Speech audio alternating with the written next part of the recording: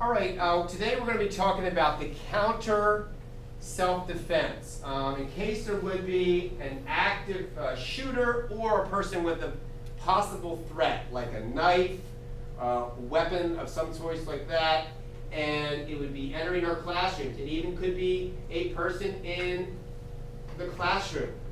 It could be a student that might be disgruntled with another student or a teacher that's against the teacher or something like that. That you would understand how to use this technique. I gave everybody a dodgeball to represent some type of physical thing you might have. It could be a book. It could be a Chromebook. It could even be your beloved cell phone. With life and death situation, you'd be willing to maybe give that up if you had to defend yourself. Okay. So today we're going to actually use this again. This is that physical thing, so it won't actually hurt our make-believe intruder, as well as it doesn't. That you get the idea of throwing something and getting into that habit of that. So that's what that is, and you guys can just have that in your laps today when the activity happens. Again, this is a drill. Again, a counter should only be used if you can evacuate.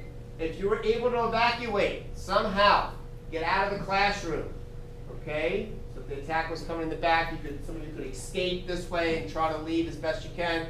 Or if you can lock down. If we knew the intruder was outside or the threat was outside the classroom, we could lock the door and then not have to worry about that person coming at us, and maybe doing some type of blockage where we would hold the handle with like a rope or something like that to secure the room better. Okay? But if the actual attack was here, imminent, right in front of us in the classroom, that's when we'd use the counter method. Any questions?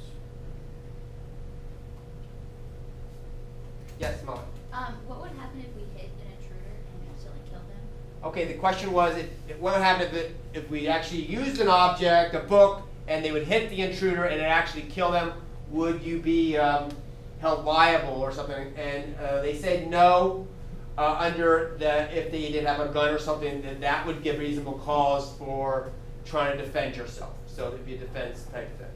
Obviously, if they just have a pencil or something and you would then somehow smash, you would have to use the same level of contempt. But if a gun or a knife is coming at you, that would be okay to throw these things and you would not be charged. Your question.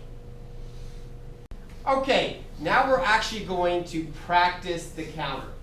I will be dressed up as the intruder, and you guys all have your objects to throw, representing the dodgeball. And I will be actually entering the classroom, and then I want someone, if someone recognizes it, then you would actually demonstrate the counter and just getting the mindset of how that would work. Then after that, you could then do the takedown situation if you feel comfortable with that. Otherwise, I would like you to try to escape the classroom and get away from the situation. If you are taking down the individual, make sure you pick each extremity, which would be an arm, leg, and so forth. Each person holds one. It doesn't matter how strong the person is. It would be very hard if you have a lot of people on top trying to control that person. And of course, if the weapon's there, this would be representing the knife. You could put that in a trash can.